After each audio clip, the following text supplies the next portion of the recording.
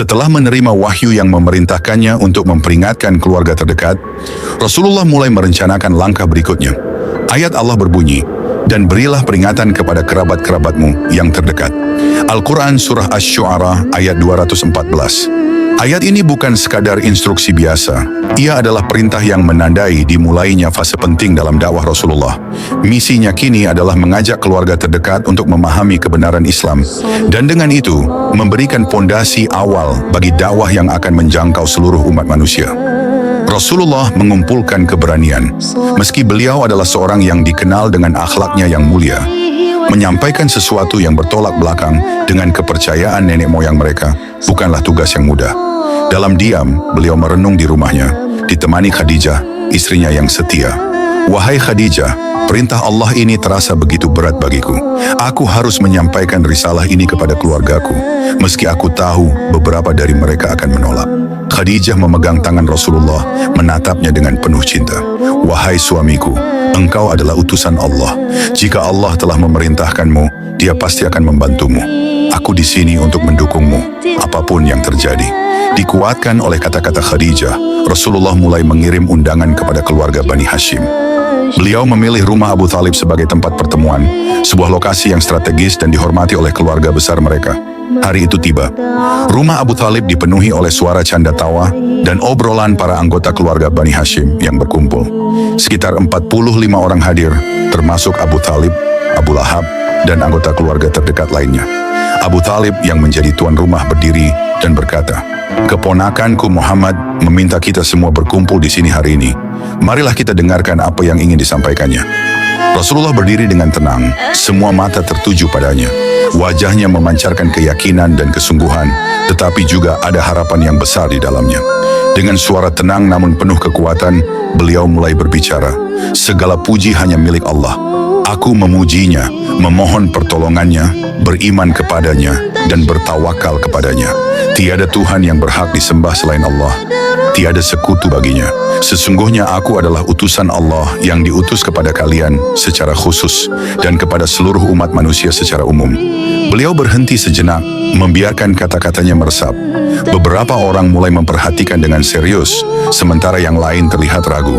"Demi Allah," lanjut Rasulullah, "kalian akan mati sebagaimana kalian tidur, dan kalian akan dibangkitkan sebagaimana kalian bangun dari tidur. Perbuatan kalian akan diperhitungkan. Di sana ada surga dengan kenikmatan abadi, atau neraka dengan siksaan abadi. Aku datang untuk memperingatkan kalian agar kalian menyembah Allah, yang esa, meninggalkan penyembahan berhala, dan mengikuti jalan yang lurus." Ruangan yang tadinya riuh menjadi hening. Semua orang memproses kata-kata Rasulullah dengan caranya masing-masing. Abu Thalib adalah yang pertama angkat bicara. "Kami senang menolongmu, wahai keponakanku. Kami menerima nasihatmu dan membenarkan ucapanmu. Mereka yang hadir di sini adalah keluargamu. Aku adalah orang yang pertama akan melindungimu dan mencegah siapapun yang berniat jahat terhadapmu. Namun aku belum siap meninggalkan agama nenek moyang kita, Abdul Muttalib." Rasulullah mengangguk perlahan. Kata-kata Abu Thalib memberikan sedikit kelegaan, meskipun beliau tahu bahwa perlindungan tanpa iman tidak cukup untuk menyelamatkan pamannya di akhirat kelak. Namun tidak semua reaksi penuh dukungan. Abu Lahab, paman Rasulullah yang dikenal keras kepala, berdiri dengan wajah marah. "Celaka engkau Muhammad, untuk inikah engkau mengumpulkan kami? Apakah engkau ingin mengubah kepercayaan yang telah diwariskan oleh nenek moyang kita? Hentikan ini sebelum engkau membuat lebih banyak masalah." Abu Thalib menatap Abu Lahab dengan tajam. "Demi Allah, aku tetap akan melindunginya," katanya dengan tegas. Dari sini Rasulullah mengetahui pembelaan Abu Thalib kepadanya, meskipun dia sendiri tidak bersedia memeluk agama Islam. Lalu Rasulullah menatap Abu Lahab dengan penuh ketenangan, meski hatinya perih mendengar kata-kata pamannya sendiri. Di sisi lain, beberapa anggota keluarga tampak termenung. Mereka tidak langsung menolak, tetapi juga tidak menunjukkan dukungan. Sementara itu, beberapa yang lain, seperti Ali bin Abi Thalib yang masih belia, memperlihatkan keyakinan yang kuat. Setelah peringatan kepada keluarga terdekat, Rasulullah diperintahkan untuk menyampaikan dakwah kepada masyarakat umum. "Turunlah wahyu, maka sampaikanlah olehmu secara terang-terangan segala apa yang diperintahkan kepadamu, dan berpalinglah dari orang-orang yang musyrik. Al-Quran Surah Al-Hijr ayat 94. Rasulullah memilih Bukit Syafa sebagai tempat untuk menyampaikan seruannya. Beliau memanggil masyarakat Quraisy dengan lantang, "Wahai Bani Fir, wahai Bani Adi." Mendengar panggilan itu, orang-orang segera berkumpul. Beberapa di antaranya mengirim utusan untuk mencari tahu apa yang sedang terjadi. Dalam kerumunan itu hadir pula Abu Lahab, berdiri di bagian depan dengan pandangan penuh kecurigaan. Ketika semua mata tertuju padanya, Rasulullah bersabda, "Bagaimana pendapat kalian jika aku memberitahu bahwa ada sekelompok pasukan berkuda di balik gunung ini yang siap menyerang kalian? Apakah kalian akan mempercayai ucapanku?" Kerumunan itu serentak menjawab, "Tentu saja, kami mengenalmu sebagai Al-Amin, orang yang paling jujur di antara kami." Dengan suara penuh keyakinan, Rasulullah melanjutkan, "Sesungguhnya aku adalah pemberi peringatan untuk kalian sebelum datang azab yang sangat pedih. Tinggalkanlah penyembahan berhala dan sembahlah Allah yang Maha Esa." Namun sebelum suasana merenung sempat melingkupi, Abu Lahab berteriak dengan kasar, "Celakalah engkau selama-lamanya Muhammad. Untuk inikah engkau mengumpulkan kami?" Kata-kata Abu Lahab membuat kerumunan itu gaduh. Beberapa orang tampak mendukungnya, sementara yang lain memilih diam. Di tengah situasi ini, turunlah firman Allah. Binasalah kedua tangan Abu Lahab dan benar-benar binasa dia. Al-Quran Surah Al-Lahab ayat 1. Di saat seruan Rasulullah terhadap kerabatnya menjadi bahan pembicaraan, setelah turunnya wahyu Allah Ta'ala untuk mempertegas misi dakwah Rasulullah kepada seluruh masyarakat, ayat tersebut adalah, "Maka sampaikanlah olehmu secara terang-terangan segala apa yang diperintahkan kepadamu, dan berpalinglah dari orang-orang yang musyrik." Al-Quran Surah Al-Hijr ayat 94. Maka Rasulullah semakin mempertegas misi dakwahnya kepada seluruh masyarakat Mekah waktu itu. Beliau sampaikan segala borok kesyirikan, hakikat berhala-berhala yang disembah, dan nilainya yang rendah. Beliau jelaskan bahwa siapa yang menyembahnya sebagai perantara antara dirinya dengan Allah Ta'ala adalah kesesatan yang nyata. Mendengar hal tersebut, meledaklah kemarahan masyarakat Arab. Seruan tauhid yang dibawa Rasulullah dan pernyataan sesat atas apa yang selama ini mereka perbuat terhadap berhala mereka jelas membuat mereka terperangah penuh penolakan. Tak ubahnya bagai kilat yang menyambar, kemudian melahirkan guntur dan getaran hebat di tengah-tengah mereka. Sikap mereka tersebut menunjukkan bahwa mereka memahami apa yang ada di balik misi keimanan yang dibawa Rasulullah, yaitu menggugurkan semua bentuk penuhanan dan penyembahan yang selama ini telah mereka percaya. Keimanan kepada Rasul dan hari akhir berarti ketundukan mereka secara mutlak terhadap ketetapan dan ajaran yang dibawa oleh Rasulullah. Tidak ada pilihan lain di hadapan mereka. Itu berarti pupusnya kekuasaan dan kesombongan yang selama ini mereka nikmati. Hilang juga kesempatan untuk melakukan berbagai bentuk kerendahan moral dan kezaliman yang selama ini dengan bebas mereka lakukan. Dakwah terang-terangan Rasulullah membuat masyarakat Quraisy terpecah. Seruan tauhid yang beliau bawa tidak hanya mengguncang keyakinan mereka terhadap berhala, tetapi juga mengancam kepentingan sosial, politik, dan ekonomi yang selama ini mereka nikmati.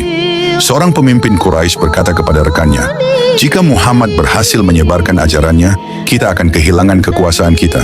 Semua ritual di sekitar Ka'bah, semua keuntungan dari para peziarah akan hilang." Kaum Quraisy mulai mengawasi Rasulullah dengan lebih ketat.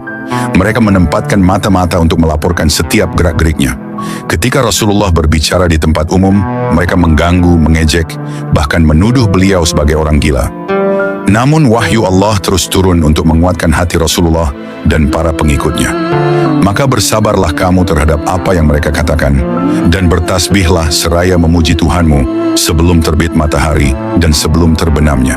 Al-Quran Surah Qaf ayat 39. Meskipun banyak penolakan, Rasulullah tidak pernah kehilangan harapan. Beliau percaya bahwa hati manusia dapat berubah jika mereka diberikan kesempatan untuk merenungi kebenaran. Di malam hari, saat beliau berdoa kepada Allah, air matanya seringkali mengalir. "Ya Allah, hanya kepadamu aku berserah diri. Berikanlah hidayah kepada umatku, karena mereka tidak tahu."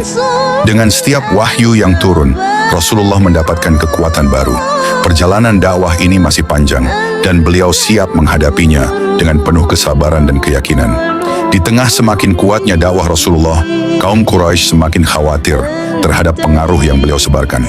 Rasulullah yang dikenal sebagai Al-Amin, orang yang paling jujur dan terpercaya, menjadi sosok yang sulit untuk mereka jatuhkan secara moral. Dengan pesan yang tegas dan ajakan menuju tauhid, beliau berhasil menyentuh hati banyak orang, termasuk mereka yang sebelumnya tak terbayangkan akan meninggalkan kepercayaan nenek moyang. Malam itu di Mekah, para tokoh Quraisy berkumpul di rumah Walid bin Mughirah. Suasana tegang meliputi ruangan. Abu Jahal dengan wajah yang penuh amarah berbicara lantang. Kita tidak bisa membiarkan Muhammad terus menyebarkan ajarannya. Dia telah memecah belah keluarga, menggoyahkan keyakinan nenek moyang kita, dan membawa agama baru yang tidak pernah kita kenal. Walid bin Mughirah, seorang yang lebih tenang dalam menyusun rencana, menyela, tapi kita tidak bisa menyerangnya secara langsung. Dia adalah keponakan Abu Thalib, dan kita tahu betapa kuat kedudukan Abu Thalib di antara kita. Setelah berdiskusi panjang, mereka memutuskan untuk menemui Abu Thalib, berharap paman Rasulullah itu dapat membujuk keponakannya agar menghentikan dakwahnya. Pagi itu, beberapa tokoh Quraisy mendatangi rumah Abu Thalib. Di antara mereka adalah Abu Jahal, Walid bin Mughirah, dan Utbah bin Rabi'ah. Mereka mengetuk pintu dengan penuh kekuatan, seolah ingin menunjukkan dominasi mereka. Abu Thalib membuka pintu dengan tenang, meskipun beliau tahu kedatangan mereka membawa permasalahan. "Ada apa kalian datang pagi-pagi ke rumahku?" tanya Abu Thalib sambil mempersilakan mereka masuk. Abu Jahal segera berbicara dengan nada tajam. "Wahai Abu Thalib, engkau tahu kedudukanmu di antara kami. Kami menghormatimu sebagai pemimpin yang bijaksana. Namun keponakanmu Muhammad telah membuat kekacauan di kota ini. Dia menyebarkan ajaran yang bertentangan dengan kepercayaan nenek moyang kita, menyebut dewa-dewa kita tidak berharga, dan memecah belah keluarga. Kami meminta agar engkau menghentikan dia sebelum ini semakin jauh." Abu Thalib menghela napas panjang. Beliau menatap wajah-wajah orang di hadapannya, yang sebagian besar merupakan pemimpin suku. Dengan suara tegas beliau menjawab, "Muhammad adalah keponakanku. Aku tahu apa yang dia lakukan, dan aku tidak melihat keburukan dalam ajarannya. Dia hanya menyeru kepada kebaikan dan kebenaran. Apa salahnya itu bagimu?" Utbah mencoba melunakkan nada percakapan. "Wahai Abu Thalib, kami tidak meminta engkau memusuhinya. Kami hanya ingin engkau membujuknya untuk berhenti menyerang keyakinan kami. Jika dia berhenti, maka kami tidak akan mengganggunya lagi." Namun Abu Thalib tetap pada pendiriannya. "Aku tidak akan memaksanya berhenti. Aku tidak akan menyerahkannya kepada kalian. Muhammad adalah amanahku." Gagal membujuk Abu Thalib, para tokoh Quraisy semakin geram. Abu Jahal mengepalkan tangannya dengan kuat, wajahnya memerah menahan amarah. Lalu mereka pergi meninggalkan Abu Thalib. Jika Abu Thalib tidak mau menghentikan keponakannya, kita harus mencari cara lain. Kita tidak bisa membiarkan ajarannya menyebar. Mereka pun mulai merencanakan langkah berikutnya, terutama karena musim haji semakin dekat. Mereka tahu ribuan orang dari berbagai penjuru Arab akan datang ke Mekah, dan mereka khawatir Rasulullah akan memanfaatkan momen ini untuk menyebarkan dakwahnya. Kaum Quraisy berkumpul kembali di rumah Walid bin Mughirah untuk menyusun strategi. Di ruangan itu suasana dipenuhi ketegangan dan kegelisahan. "Kita harus menghentikan Muhammad sebelum dia berbicara kepada para jamaah haji," ujar Abu Sufyan. Walid mengangguk. "Tapi bagaimana kita bisa membuat orang-orang menjauhinya? Kita tidak bisa menyerang langsung, karena itu akan membuat kita terlihat buruk di mata suku-suku lain." Abu Jahal berkata dengan nada penuh keyakinan, "Kita harus menciptakan citra buruk tentang Muhammad. Kita beri dia gelar yang membuat orang takut mendekatinya."